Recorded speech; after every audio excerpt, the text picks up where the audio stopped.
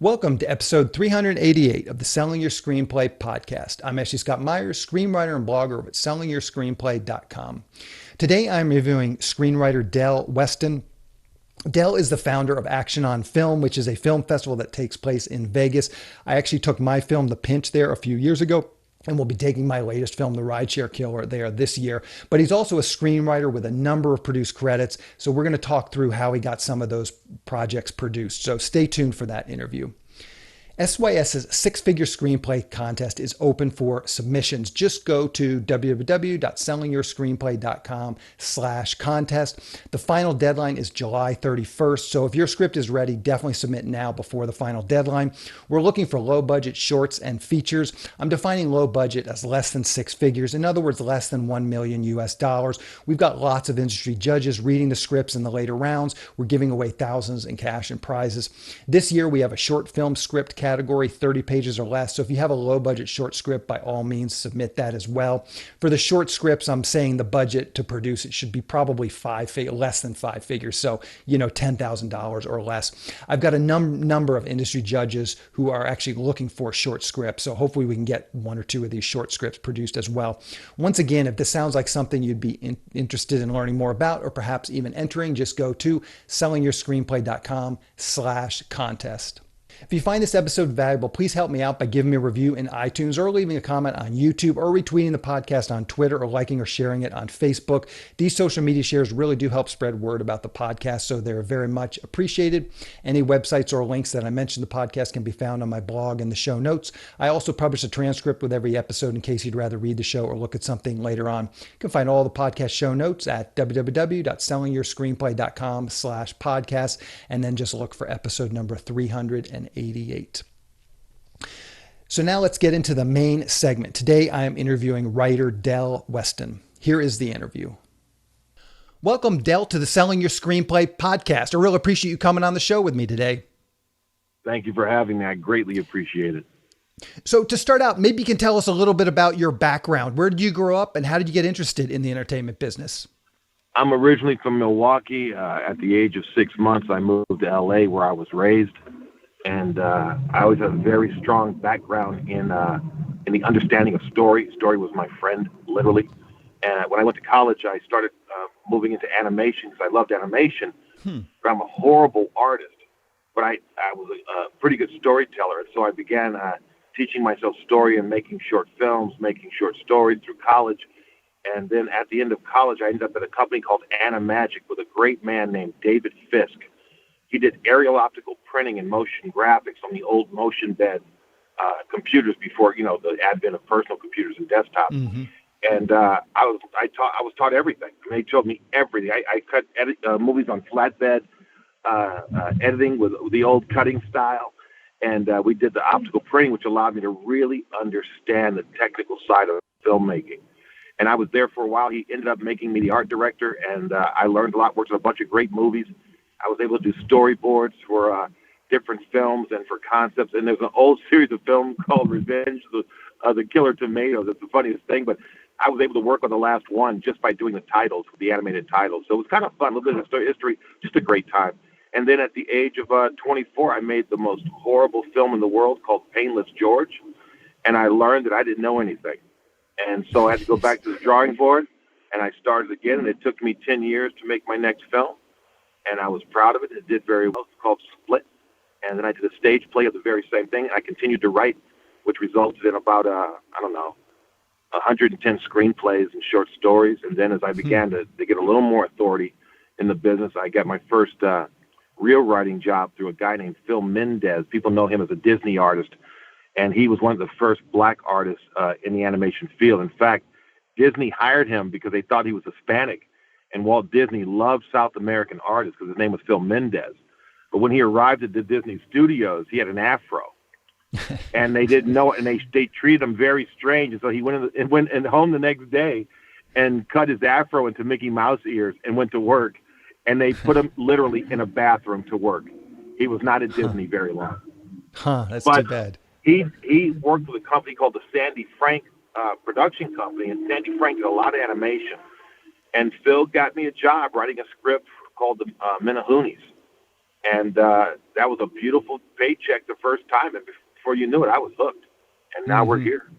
Yeah, yeah. So let's dig into some of what you just said a little bit. It sounds like the first movie that you were really proud of was this movie Split. Maybe you can talk about that a little bit. How did you raise funding? How did you put that project together? What are you talking about funding? That's crazy talk. What's wrong with you? How dare you say that? Listen, I've always been self-funded. I'm a guy who likes to get stuff done, and I don't like to fool around or wait. And it's only literally been in the last 10 years I've even really taken money in for films. Because it's like my festival, Action on Film. We never took in big sponsors. We never had a big underwriter. I figured, hey, if it can't succeed on its own, it probably shouldn't be alive. And that's the same as the movie. So if the story is good, you're going to find a way to tell it. And the money everyone gets stuck on the money. I never understood that. I was just telling my wife how so many things in my life had been taken away creatively, but then I had to realize something. Nothing is taken away. You gave it away because it wasn't important enough for you to keep, right? You couldn't keep that flame alive. So when I hear someone talk about money, it tells you that they're not creative enough to tell their story. And that's the kind of mindset I've had for a very long time. Yeah, for sure. And I completely agree with you. I had a conversation yesterday with a guy trying to talk me into some sort of finance scheme where I sent him a bunch of money. It was like, listen, dude, I'm just going to make movies. You can worry about all this financing because I want to make movies. I don't want to spend my time trying to raise money. I had a guy do that to me one time. I had a guy it's happened a number of times, but this guy really got to me. And so we're in his office, and he's real slick, and he says, hey, man, you're going to make so much money, but all you got to have up front is $500,000. I said, well, I got that, no problem. And we're going back and forth, and he says, you got to deposit. I said, hey, is your mother alive? And he's like, yeah. I go, can you get her on the phone? He says, why? I just want to say hi to her. And so he said, okay. So he calls and gets his mom on the phone, and I said, hi, ma'am. She said, hi. I said, how did an idiot this horrible come out of your vagina? And she said, what? And I hung up the phone. Because this business, I hate to be vulgar. I'm not trying to be, I don't mean to be rude, but I'm telling you, we have gotten to a point now where everyone thinks it's okay to take everything that belongs to everyone else. And I'll be honest with you, man. I've been in business for 40 years. I've had lawsuits. I've had bad deals, got everything. But I don't have an investor or anyone who can't call me and say, hey, Dale, what's going on any day of the week? Or I can't call them and say, hey, what's going on any day of the week? It's those people who just really want to grab and take, and a lot of times they get their comeuppance. But I would just say to people out there, don't let the money be the equipment or the camera or the DP or some actor be the end of your film. Let them be the beginning of the team you're building. But you see a problem, correct the team. I mean, Bill Belichick wins for a reason. Now, he's not as smart because he lost, a really great quarterback, and that guy happened to take another team to the championship in Super Bowl. But for the most part, Belichick's a winner, and he does it in a specific manner. And if you follow winners, man, those are the ones who can take the punches, the kicks, and the criticisms and keep going, and that's the key. Yeah, sound advice for sure. So let's talk a minute about Action on Film. What is Action on Film all about? Maybe you can kind of give us the pitch. What is this festival about? I went to a festival called the California Independent with a film I made called Camden, and we actually shot on film. A guy came to me and said, I want to make a movie. I said, you got any money? He said, no. I said, great, let's get started. And it ended up, by the time the script was done, he had raised it like $300,000-$400,000. I said, you got money? He said, yeah, I got money. I'm like, what the? I said, here's my family. I go, why didn't you tell me? He goes, you said we didn't need any money. I go, no. So we make the movie. We shoot it on film, 16 millimeter. We use short ends. We use everything we can to get it done. We submit to this festival. We get up there and it's a jerk session, a complete and total jerk session. I mean, nothing redeeming about it. And I go to the festival director. I said, I'm going to build a festival that puts you out of business, you scumbag. And I walked away. And then I created AOF a couple of years later through the generosity of Frank Trejo, my mentor and martial arts trainer, who just was my father. He was really like my father.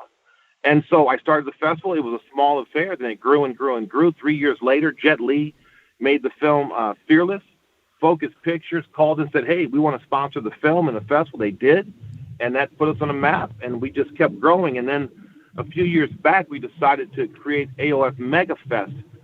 Because a filmmaker goes to a film festival and they might spend, $2,000 at one show easily. And if you have a good film and you want to take it 10 places, by the time you're done, you just spent 20, 30 grand, right?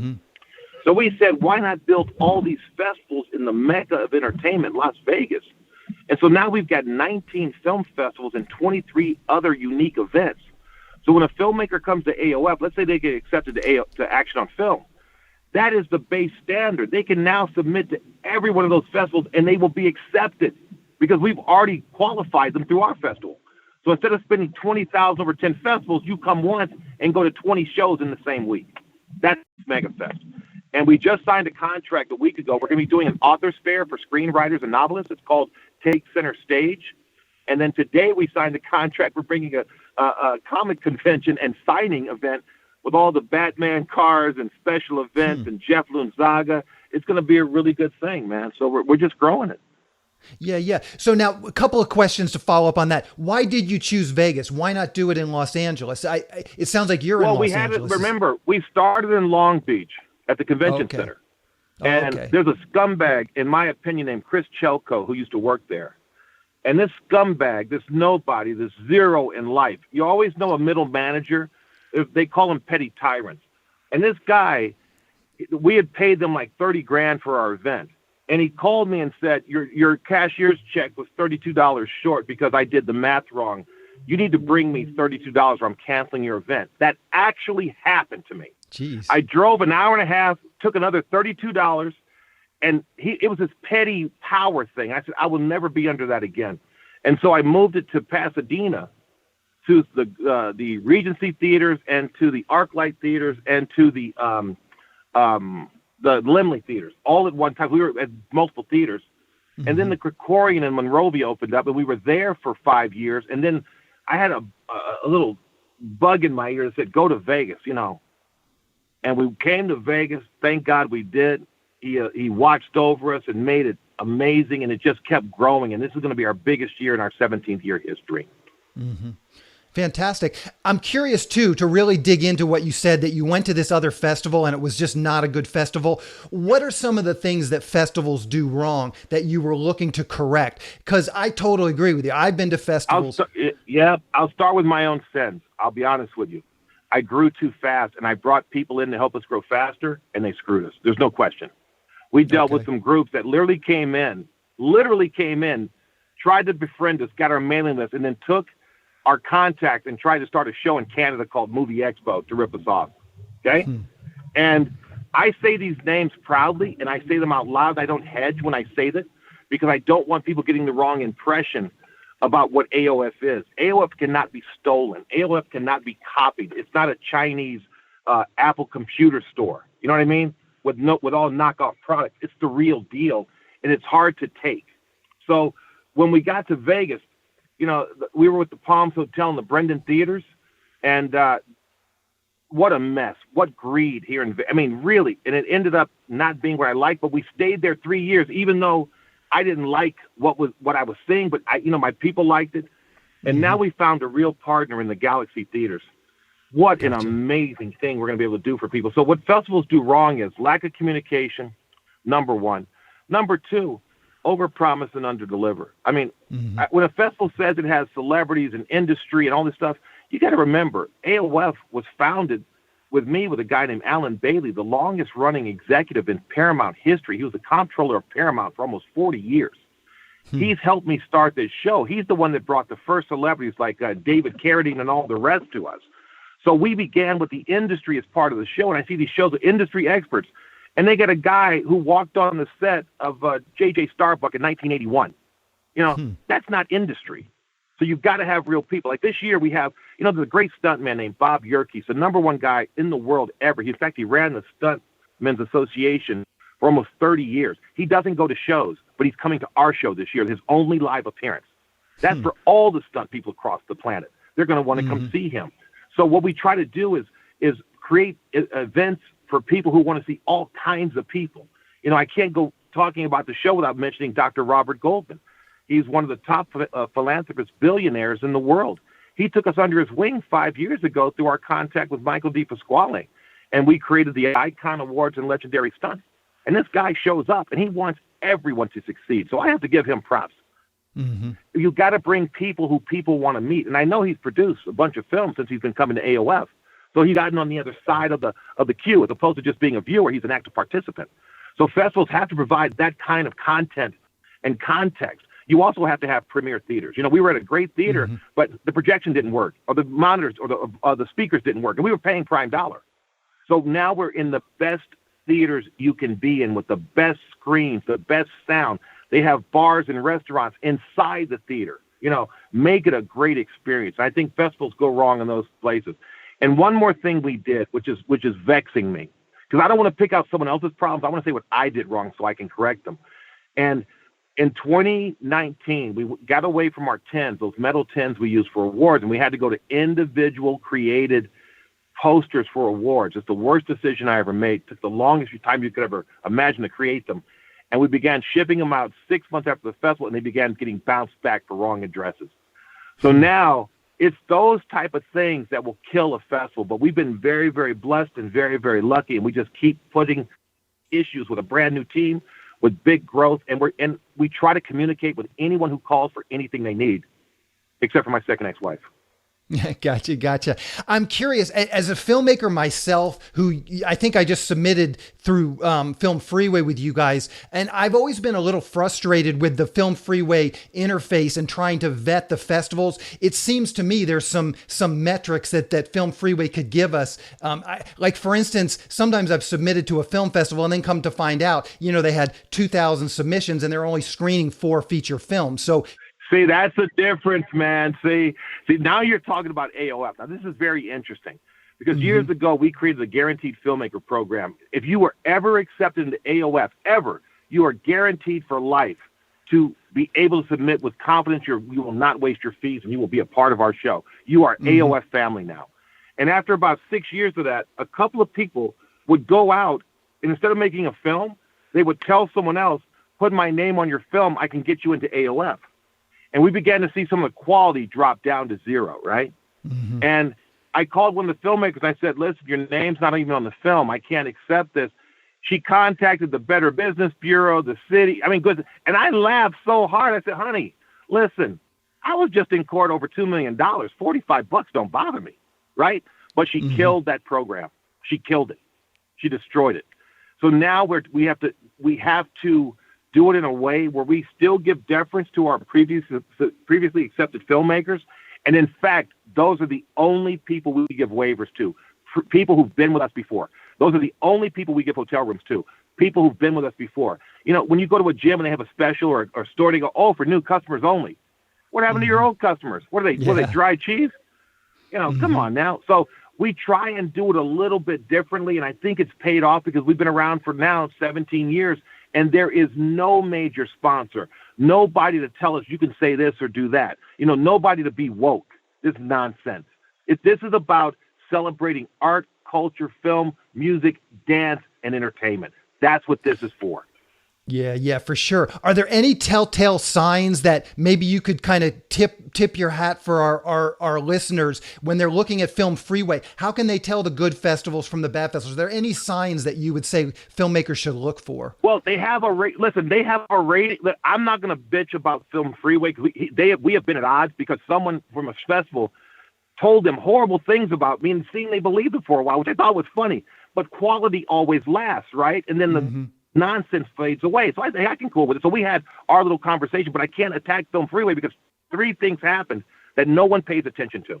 Without a Box was the precursor to Film Freeway, okay? And Without a Box was then sold to Amazon, which is owned by, Bezos, who also owned CreateSpace. And what he was doing was creating a model by which all creatives would come through them. They would have their duplicates made. They would have fulfillment done for DVD, all this nonsense. Because now streaming has taken that place, so no one's really selling DVDs per se. It's streaming now, and it's what's going to continue. But when they got into business, they realized, they were the biggest company Without a Box, they couldn't make enough money to sustain the profit margins that they wanted. So Film Freeway, at the same time that Without a Box was going down, decided we're going to move to Canada because we don't want to get sued. That's why if you go to Film Freeway, you can't see anybody's names anywhere because they were under that threat, and they've done a great job. It's a really cool interface, but the problem is, when Without a Box went down, Film Freeway had to be, just blown away with all these crappy festivals and good festivals and amazing festivals coming in at the same time. I know what growth is like. That had to kill them. Now go 24 months later and you got a pandemic and no one is submitting anything. Yeah. Boy, you got a problem. And when you have growth with all that traffic coming in, I mean, it had to be a nightmare for these guys. So I applaud Film Freeway. You know, we weren't always great, and I'm not, you know, I appreciate them very, very much, and I like the service they provide. But because we had odds, I said, you know what, I can't depend on anyone for anything. So I got together with a group of people, and we created NoRiskFeeFest.com. No Risk Fee Fest. And what that means is you don't pay to submit your movie or your script or your story or your trailer. You don't pay. You submit it to us first. And then if we say we can screen it or help you with it, then you pay your $45 submission fee, and it's always $45 only. And if you submit to No Risk Fee Fest, all you do is say, hey, my name is John Smith. Here's a link to my film. Within 48 hours, someone will review your film and say, yes, it will be accepted if you submit it. And if you submit it and you're accepted to No Risk, you can submit to the other festivals with confidence your money won't be wasted. So in that, Film Freeway did me a favor. Yeah. I mean, so now I have my own, literally my own submission platform that is unique only to me and not copywritten by Without a Box, so I don't have to fear any lawsuits. What advice would you have for people, just taking a segue now as we wrap things up, what advice would you have for screenwriters that are looking to break in? Just some general advice. I know there's a lot of writers that are early in their careers that are listening to this. And what advice would you have for those folks? Okay, number one, stop deluding yourself. No one likes you. That's number one, okay? Just stop it. If you take away the thought that Joey's going to help me and Billy's going to help me and Susan's going to help me and Quinn's going to help me, all these thoughts that no one's going to help, okay? You have to get to a point where your work is so good that people are compelled to tell your story. I was on the phone this morning with a guy who just got $100 million in funding for his production company, and everyone knows his name. He's a friend of mine. He called me first and said, Del, I got $100 million. What do you want to produce? Right? Now, he didn't call me because Del's a nice guy. He called me because he's seen my work and he knows I'm going to do something quality or bring something quality to the table, right?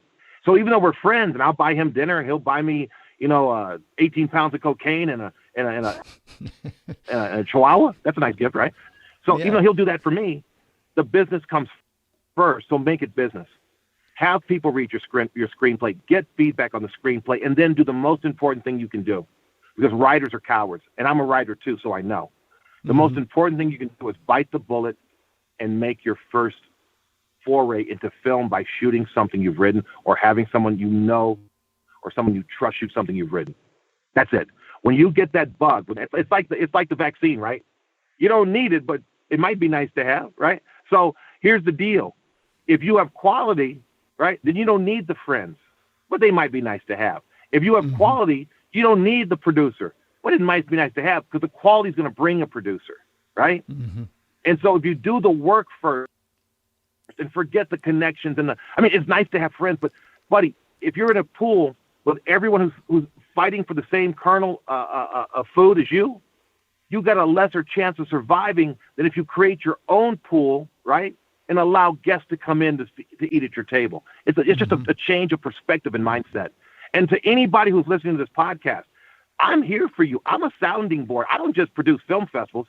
I got 5 movies coming out in the next 6 months. And I star in 3 of them, if you can believe that. So, I had a heavy martial arts background that allowed me to do some action stuff, which people liked. And that's how I got enrolled in the first Jet Li American Film Masters, and then went right from there to Rocky 5 with Stallone. And then but I was always playing the big guy who was getting knocked down, and I didn't want to play that part because I got a soft ass. Gotcha. So what are the dates for the Action on Film? I know it's in Vegas. It's I think the last week in July, but maybe you can tell us the dates and kind of tell us how people can potentially get tickets and go. Potentially nothing, people. It's actiononfilmfest.com. Actiononfilmfest.com. July 26th through August 1st at the Galaxy Boulevard Theaters in Las Vegas. We are using the Rio, the Link, Venetian, and the Stratosphere as hotels. All the information on the festival, our seminars. Got to remember, we're doing 40 seminars this year for creative people. Come get into a seminar. And sometimes people say, the festivals are so expensive. Here's your deal. I'll let you in on a secret. You want to come to AOF for $50? Submit a script or a poem or a short film.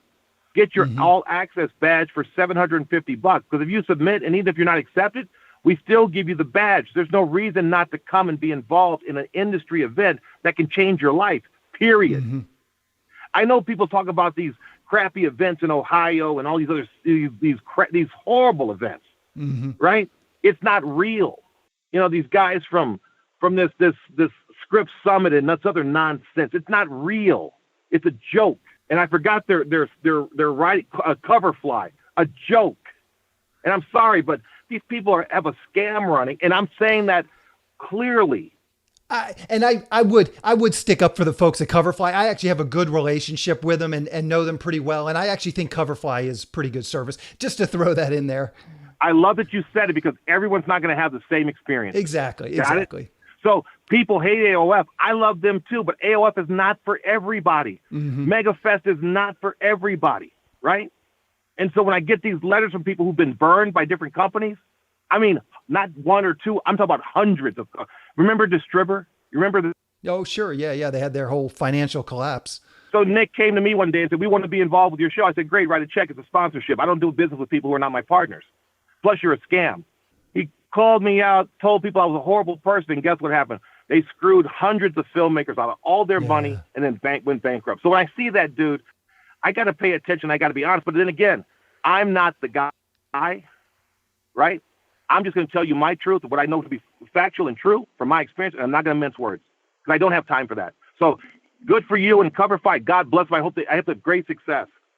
But the letters I get from all other kinds of companies, and I see them every day. I just lost this. I just lost that. Can you help me get my script back? Someone did that. I mean, it's horrible. Mm-hmm. Horrible.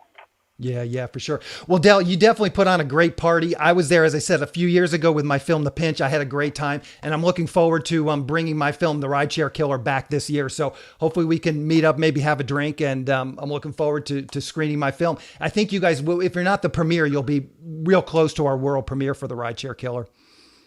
Listen, if anyone ever had a good time with AOF, tell everyone you know. Mm-hmm. And if you had a bad time at AOF, tell everyone you know.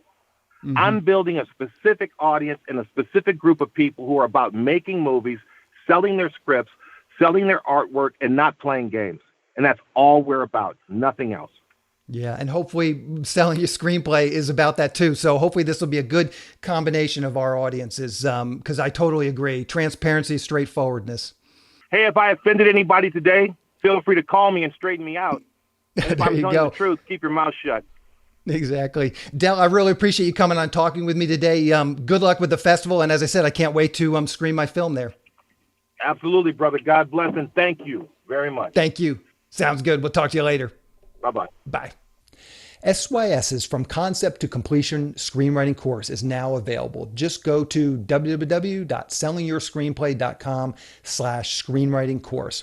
It will take you through every part of writing a screenplay, coming up with a concept, outlining, writing the opening pages, the first act, second act, third act, and then rewriting. And then there's even a module at the end on marketing your screenplay once it's polished and ready to be sent out. We're offering this course in 2 different versions. The first version, you get the course, plus you get 3 analyses from an SYS reader. You'll get 1 analysis on your outline, and then you'll get 2 analyses on your first draft of your screenplay. This is just our introductory price. You're getting 3 full analyses, which is actually the same price as our 3-pack analysis bundle. So you're essentially getting the course for free when you buy the 3 analyses that come with it. And to be clear, you're getting our full analysis with this package. The other version doesn't have the analysis, so you'll have to find some friends or colleagues who will do the feedback portion of the course with you. I'm letting SYS Select members do this version of the course for free. So if you're a member of SYS Select, you already have access to it. You also might consider that as an option. If you join SYS Select, you will get the course as part of that membership too. A big piece of this course is accountability. Once you start the course, you'll get an email every Sunday with that week's assignment. And if you don't complete it, we'll follow up with another reminder the next week. It's easy to pause the course if you need to take some time off, but as long as you're enrolled, you'll continue to get reminders for each section until it's completed. The objective of the course is to get you through it in 6 months so that you have a completed, polished screenplay ready to be sent out. So if you have an idea for a screenplay and you're having a hard time getting it done, this course course might be exactly what you need. If this sounds like something you'd like to learn more about, just go to www.sellingyourscreenplay.com/screenwriting course. It's all one word, all lowercase. I will, of course, link to the course in the show notes, and I will put a link to the course on the homepage up in the right-hand sidebar. On the next episode of the podcast, I'm going to be interviewing writer-director Craig Moss. He started out his career doing spoofs, including a very famous short film called Saving Ryan's Privates, which we actually talk briefly about next week. And then he did some feature film spoofs as well, and he has slowly moved along in his career, and now he has done a bunch of thrillers, and in fact, he's done a new film called Let Us In, which he's going to come on and talk to about next week. So keep an eye out for that episode. That's the show. Thank you for listening.